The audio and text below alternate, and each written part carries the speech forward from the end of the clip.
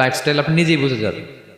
আপনি যদি দেখেন যে না আপনার ভালো ভালো কাজে আপনার ব্যস্ততা, আপনার এঙ্গেজমেন্ট ভালো লোকদের সাথে, আপনার সার্কেলটা ভেরি গুড সার্কেল, ভালো কাজে আপনার মন টানে, আপনি ভালো কাজ করেন, যদি আপনার কার্যক্রম এরকম হয় তাহলে বুঝে নেবেন আল্লাহ তাআলা আপনাদেরকে ভালোবাসেন।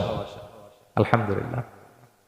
আর যদি দেখেন না যত আকাম কুকাম আছে ওইটার সবার আগে আপনি, যেই কাজে আল্লাহর ক্রোধ আসে, আল্লাহ রাগ হয়ে যান, যেই কাজ ইসলামে করার নিষেধ, যেটাতে তার অসন্তুষ্টি, ওই কাজে আপনার এঙ্গেজমেন্ট, ইনভলভমেন্ট, আপনার সার্কেল গুলাও এরকম, তাহলে বুঝে নিবেন আল্লাহ ভালোবাসা, এই মহা সৌভাগ্য আপনার কপালে জোটে নাই। তাহলে এটা হচ্ছে একটা সিস্টেম। আল্লাহ আপনাকে ভালোবাসেন কিনা এভাবে বুঝবেন যে আপনি নিজেকে কোন কাজে ব্যস্ত রেখেছেন, একটু দেখুন, আপনি মিলাতে পারবেন। 2 নাম্বার পদ্ধতি হচ্ছে এটা বোঝার যে তিনি আমাকে ভালোবাসেন কিনা, সেটা হচ্ছে পৃথিবীবাসী আপনাকে ভালো